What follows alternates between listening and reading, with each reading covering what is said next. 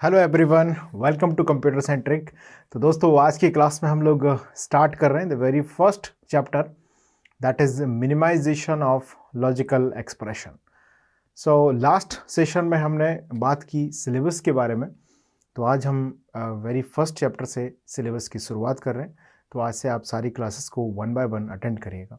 सो heading कर लीजिएगा, minimization of logical expressions.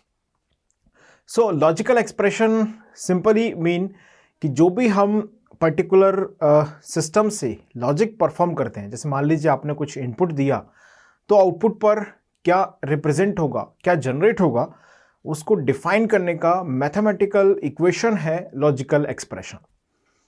Okay, यानी कि इनपुट टू आउटपुट के बीच में जो रिलेशन बेसिकली ऑब्टेन होगा वो लिखा जाता है लॉजिकल एक्सप्रेशन के फॉर्म में। अब हमारे दिमाग में बात आती है कि why we should minimize a logical expression, यानी कि लॉजिकल एक्सप्रेशन को मिनिमाइज करने से क्या हमको बेनिफिट होता है, why we should minimize.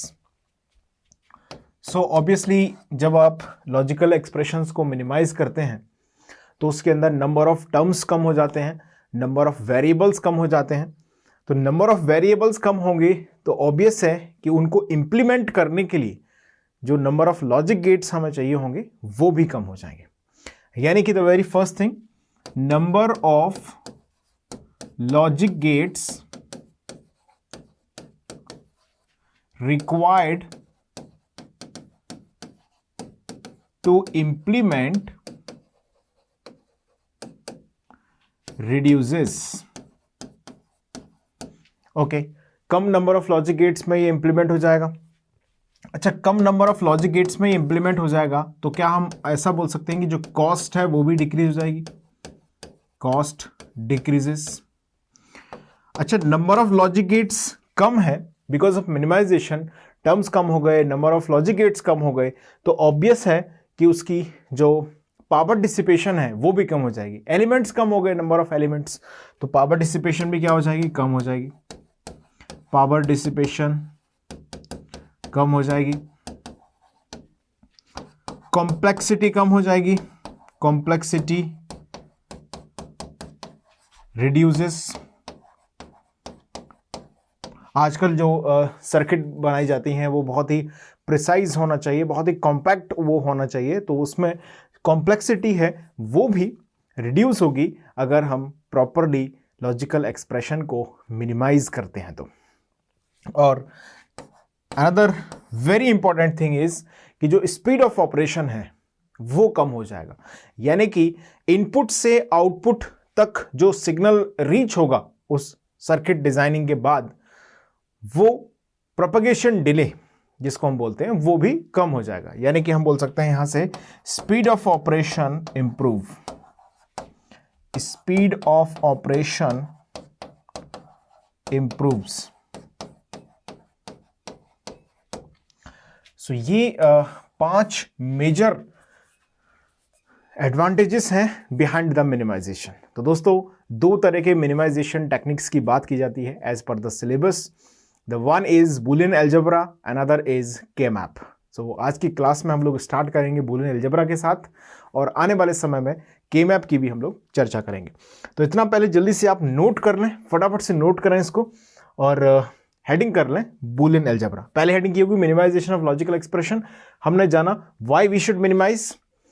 Obvious है, लॉजिक गेट कम होंगे, कॉस्ट कम हो जाएगी, पावर डिसिपेशन कम हो जाएगा, कॉम्प्लेक्सिटी रिड्यूस हो जाएगी, और स्पीड ऑफ ऑपरेशन भी इंप्रूव हो जाएगा। ये पर्पस हो गया मिनिमाइजेशन का। चलिए अब बात कर लेते हैं मिनिमाइजेशंस के जो मेथड्स हैं उनकी। The first one is, make a heading here, Boolean algebra. Boolean algebra, Boolean algebra जो टेक्निक है वो, द नेम साइंटिस्ट है George Boole. The name of scientist George Boole. इन्होंने 1854 में इसे इन्वेंट किया था। अब दोस्तों, ये अलजेब्रा है तो ऑब्वियस है कि जो इक्वेशन का मिनिमाइजेशन होगा वो थ्योरम्स पर बेस्ड होगा, मैथमेटिकल एनालिसिस पर बेस्ड होगा। तो इसको जनरली अप टू 3 वेरिएबल इसे सुटेबल होता है यूज करना। इसका बिल्कुल मतलब ये नहीं है कि 4 वेरिएबल पे बूलियन अलजेब्रा फेल हो जाता है, बिल्कुल ये मतलब नहीं है। मतलब ये है कि जो 3 वेरिएबल तक के एक्सप्रेशंस हैं उनको बूलियन अलजेब्रा की थ्योरम्स से मिनिमाइज करना इजी होता है। अब 4 वेरिएबल 5 वेरिएबल्स में एक्सप्रेशन ऑलरेडी काफ़ी ज़्यादा होगा, और अगर हम इसे बूलियन अलजेब्रा से मिनिमाइज करेंगे तो हो सकता है कि प्रॉपरली मिनिमाइज्ड रिजल्ट हमारे पास नहीं आए। तो ये सुटेबल कहाँ तक होता है? Up to 3 variable, suitable up to 3 variable, up to 3 variables. आप चाहें तो ब्रैकेट में यहां लिख दीजिएगा, for more than 3 variables like 4 variable 5 variables expressions becomes more complex, so it is not easy to minimize it by using the Boolean algebra. Clear है? ये आसान नहीं है, अगर आप कर सकते हैं तो डेफिनेटली उसे मिनिमाइज किया जा सकता है। Boolean algebra में दोस्तों हमेशा ही इन कंप्लीट Boolean algebra हम 2 लॉजिक्स की बात करते हैं। The one is logic zero, logic zero, इसे कई बार लॉजिक लो भी बोलते हैं, लॉजिक लो, ओके, लॉजिक 1। अभी लॉजिक लो और लॉजिक हाई में कंफ्यूज नहीं करते, तो सीधा लॉजिक जीरो और लॉजिक 1, ठीक है। तो बूलियन अलजेब्रा हमेशा डील करता है 2 बातों में, एक लॉजिक जीरो, लॉजिक 1। यानी कि बूलियन अलजेब्रा में जितने भी वेरिएबल्स टर्म्स लिखे जाएंगे उन सभी की सिर्फ 2 ही पॉसिबल वैल्यूज हो सकती हैं, चाहे वेरिएबल ए हो या वेरिएबल बी हो, सी हो, डी हो, व्हाटएवर।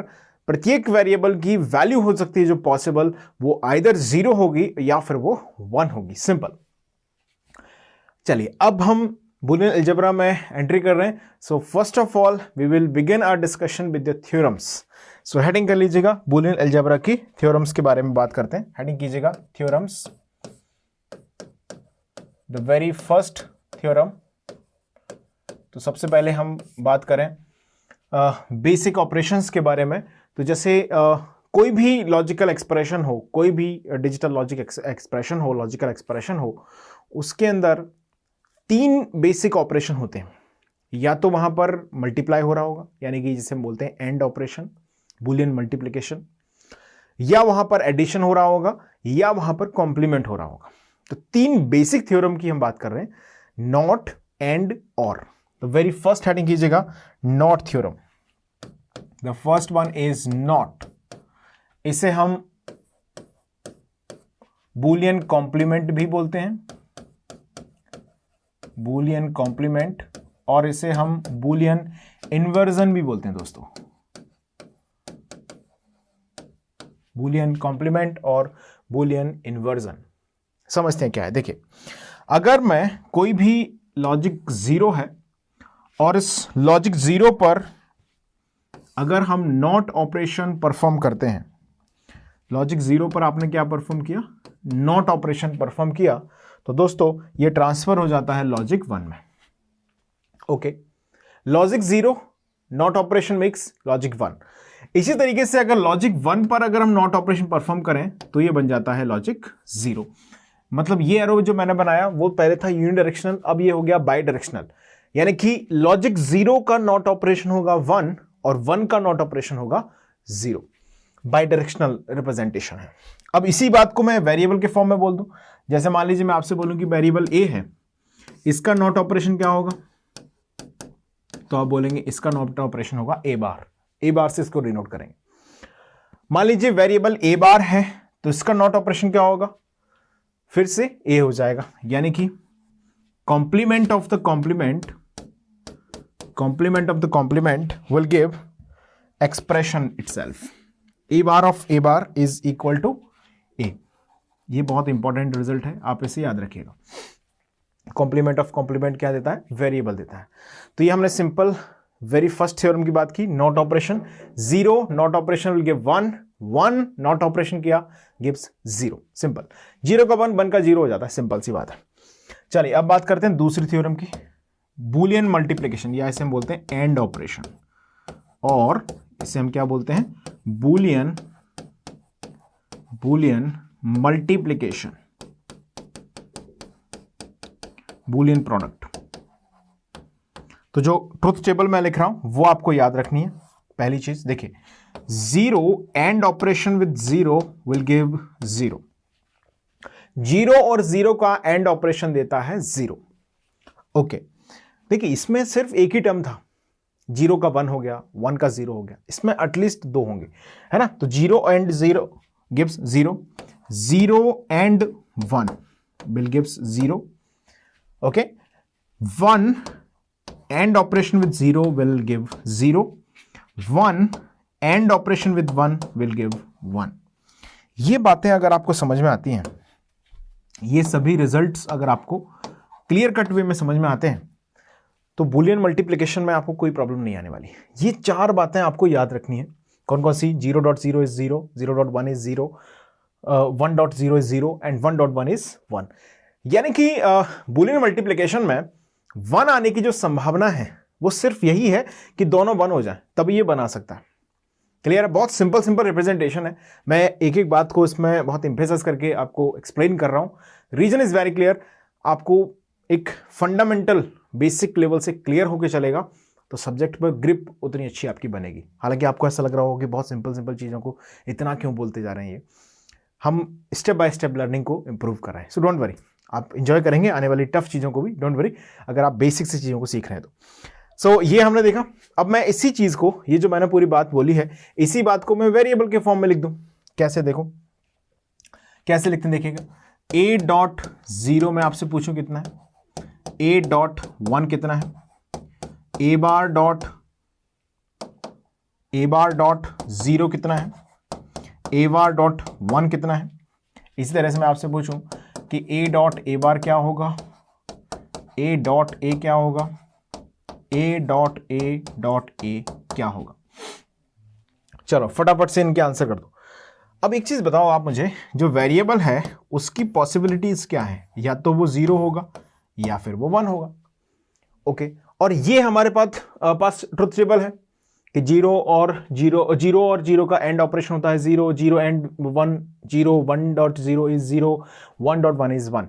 ये अगर हमें मालूम है तो इसमें कुछ नहीं करना। अब a को वैल्यू असाइन करनी है, या तो 0 बोल दो या 1 बोल दो, सिंपल। मान लीजिए मैं बोलूं a 0 है तो क्या होगा, देखो 0.0 क्या आ गया आंसर, 0। ओके, अब मैं आपसे बोलूं कि भाई a 1 है तो a 1 पे क्या आ रहा है, 1.0, आंसर क्या आया, 0। मतलब चाहे a 0 हो या a 1 हो, आंसर तो 0 आएगा। क्लियर है? समझ में आया? देखो ध्यान से देखो a 0 माना तो क्या सिचुएशन बनी, 0.0, मतलब a 0 मानने पर आंसर क्या आया, 0। अच्छा, a को 1 माना तो a को 1 मानने पर आंसर क्या है, 1.0, आंसर आया 0। मतलब a 0 हो या 1 हो, इसके अलावा कुछ हो भी नहीं सकता। क्लियर है? तो आंसर क्या आता है हमारा, 0 ही आता है। अच्छा, a.1 में देखते हैं। अच्छा, a की वैल्यू 0 है तो क्या आएगा, 0.1, मतलब क्या होगा, 0। a की वैल्यू 1 है तो क्या बनेगा, 1.1, आंसर क्या है, 1। यानी कि अगर a 0 है तो 0.1 यानी कि 0 आता है, अगर ये 1 है तो 1.1 यानी कि 1 आता है, यानी कि जो भी है वो a आंसर आ जाता है। a.1 का आंसर क्या आता है, a आता है। क्लियर है? ये सभी रिजल्ट जब हम एक्सप्रेशन को लिखते हैं, कंप्लीट एक्सप्रेशन, तो वहां पर अलग अलग समय पे यूज होते रहेंगे। अगर अभी से आपने इन चीजों को बहुत क्लियरली समझ लिया तो उन एक्सप्रेशन में जस्ट क्या करना है, मुझे अप्लाई करना है, एक इक्वेशन बनानी है, इक्वेशन में साइमल्टेनियसली अप्लाई करना है ना। तो एक एक ऑपरेशन को ध्यान से समझते रहेगा, और मैं उम्मीद कर रहा हूं कि ये अगर आपने समझ लिया तो इनको आप लिखने की कोशिश जरूर करें कि ये सभी आंसर आप अपने मन से लिख पाए। स्क्रीन को भले ही किसी भी समय पर रोको, अभी रोक दो, इन सभी के आंसर लिख लो, फिर मैं लिखते जा रहा हूं, उनको समझ लो सही लिखेंगे नहीं। क्लियर है? देखिए a.0 क्या आएगा, a बार की जो वैल्यू मानना है मानो। अच्छा, a की वैल्यू जब 0.1 हो सकती है तो a बार की वैल्यू भी क्या हो सकती है, 0.1 हो सकती है।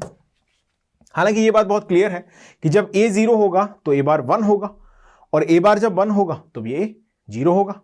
ओके, या a 1 होगा तो a बार 0 होगा। कहने का मतलब है कि कॉम्प्लीमेंट है, सो ऑब्वियसली 0 होगा तो 1 और दूसरा 1 होगा तो ये 0। ओके, तो a बार की वैल्यू अगर 0 है तो आंसर बन रहा है 0.0, आंसर क्या आ रहा है, 0। अच्छा, a बार की वैल्यू 1 है तो 1.0, आंसर क्या आ रहा है, 0। यानी कि आफ्टर ऑल आंसर तो 0 ही आ रहा है, चाहे a बार 1 हो या a बार 0 हो, simple. What about a bar dot 1, बोलो जल्दी से क्या होगा a बार डॉट 1 के बारे में। ए बार डॉट वन मीन्स देखो ए बार यहां पर है और आपने वैल्यू मानी 0, तो क्या बना, देखो 0.1 बना 0। अब आपने ए बार की वैल्यू मान ली 1, तो 1.1 बना, फिर से क्या 1। यानी कि हम अगर ए बार को 0 मान रहे हैं तो आंसर 0 आ रहा है, और हम ए बार को अगर 1 मान रहे हैं तो आंसर 1 आ रहा है। देखो ए बार डॉट 1 यानी कि 0 हमने माना ए बार को, तो 0.1 कितना आ रहा है 0। ए बार को हमने 1 माना तो 1.1 कितना आ रहा है 1, यानी कि आंसर क्या आ रहा है, जो हम ए बार मान रहे हैं वो आंसर आ रहा है, simple. What about A dot A बार?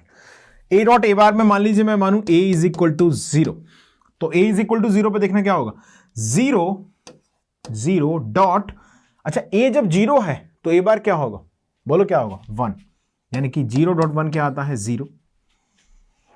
चलो बहुत बढ़िया, अब मैं ए को 1 मान लेता हूं, तो देखना क्या बनेगा 1 डॉट, अब जब ए 1 है तो ए बार क्या आएगा 0, तो 1.0 इज 0। मुद्दे की बात यह है कि आप चाहें ए को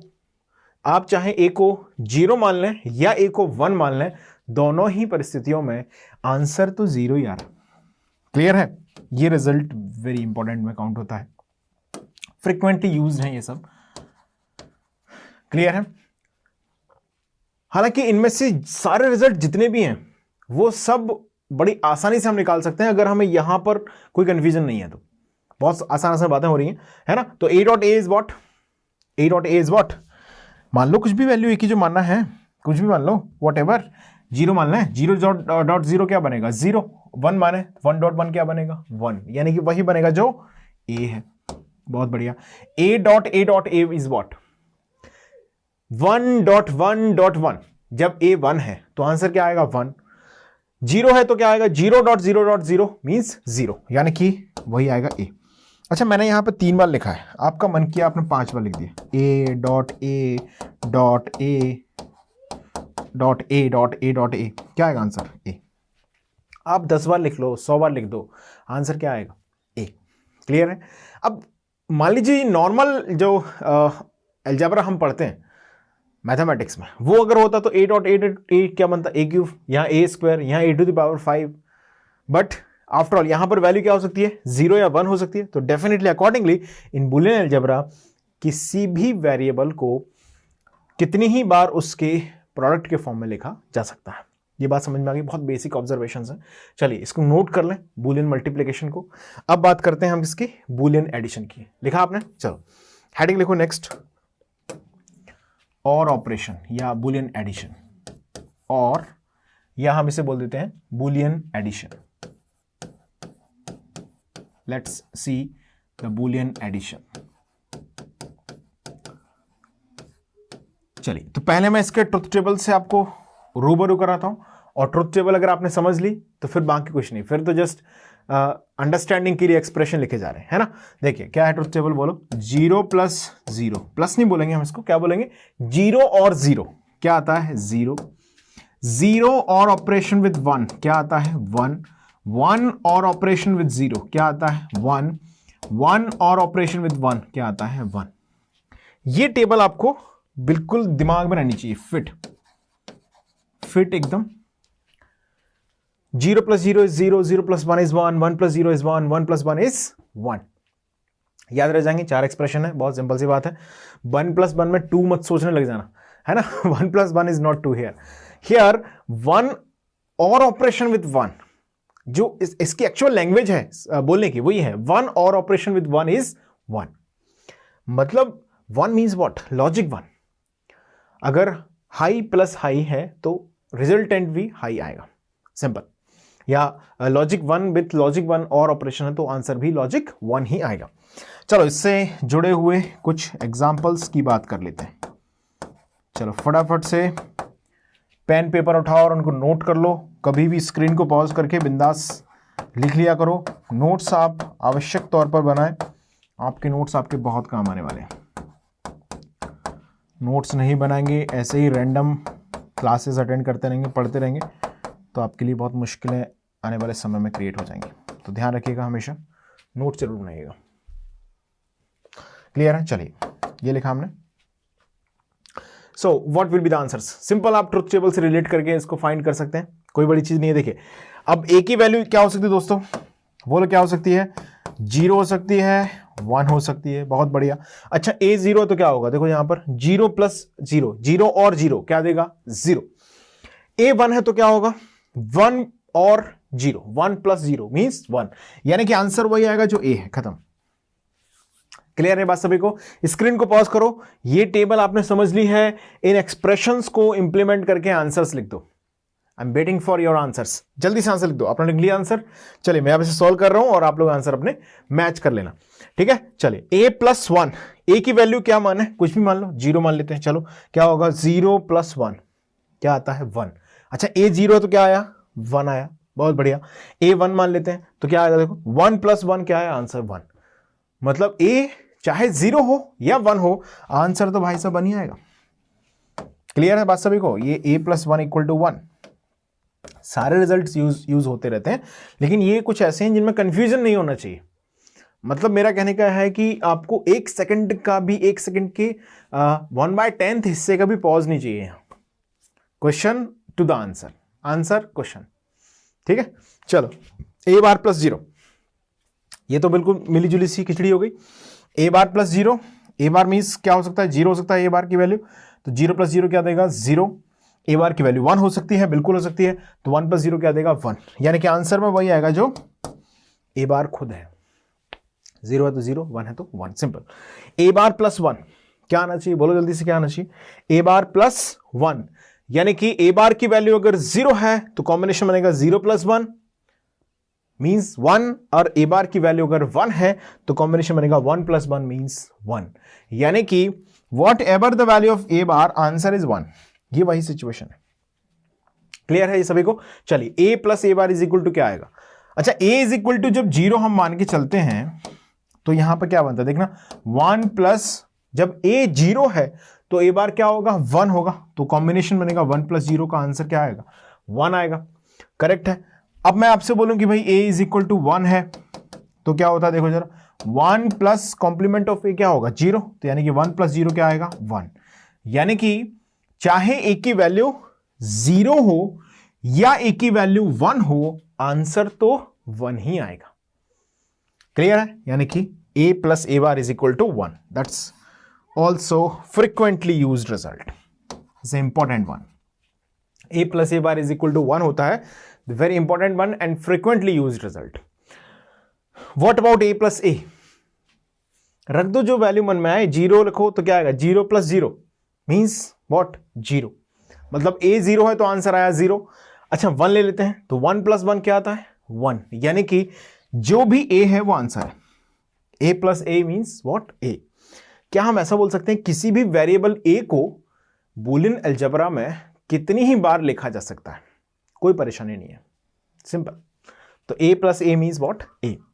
ए प्लस ए कितना आएगा, फिर से ए, अरे ऐसे समझ लो, ए प्लस ए इन दोनों को मिलाया तो बन गया A, that A plus A is what, A. अब आप 10 बार लिख लो, मेरी तरफ से आजाद हो आप, बिल्कुल लिखते रहो, सुबह से शाम तक लिखो, आंसर आएगा ए। ये बूलियन अलजेब्रा की खासियत है, आप किसी भी वेरिएबल ए को कितनी ही बार लिख सकते हैं और कितनी ही बार लिखे हुए वेरिएबल को एक सिंगल वेरिएबल लिख सकते हैं, वही वेरिएबल होना चाहिए, समझ गए कि नहीं, A plus A becomes A. Clear है इतनी बात सभी को? चलिए तो हमने अभी डिस्कशन अपना किया बूलियन अलजेब्रा के थ्योरम्स में, नॉट थ्योरम का हमने जाना यहां पर 0 बिकम्स 1, 1 बिकम्स 0, नॉट ऑपरेशन में कॉम्प्लीमेंट ऑफ कॉम्प्लीमेंट जो होता है वो वेरिएबल देता है। बहुत सिंपल से ऑब्जर्वेशंस हैं दोस्तों, अगर आप एक बार इनको दिमाग में रख लेंगे तो आने वाले समय में कोई परेशानी आपको नहीं आएगी।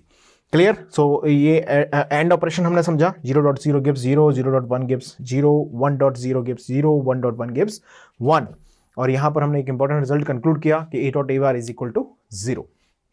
सिमिलरली और ऑपरेशन या बूलियन एडिशन में हमने जाना कि जो लॉजिक 1 है वो कोई एक भी अगर लॉजिक 1 हुआ तो आंसर में लॉजिक 1 आ जाता है while performing the Boolean addition. तो बूलियन एडिशन में बहुत ही सुटेबिलिटी है कि कोई एक भी अगर 1 है तो आंसर आ जाएगा 1 आ जाएगा। ओके, और 0 आने की एक ही सिचुएशन है कि दोनों 0 होने चाहिए। अब एंड में क्या था कि 0 आने की सिचुएशन 3 है, 1 आने की एक ही सिचुएशन है कि जब दोनों क्या हो, एंड ऑपरेशन में पार्टिसिपेट करने वाले टर्म्स लॉजिक 1 हो। बात समझ में आ गई है इतनी? चलो एक छोटे छोटे एग्जाम्पल से आगे बढ़ते हैं। इतना डिस्कशन हमने कर लिया, कुछ एग्जाम्पल्स सॉल्व करते हैं। Let's see some more examples.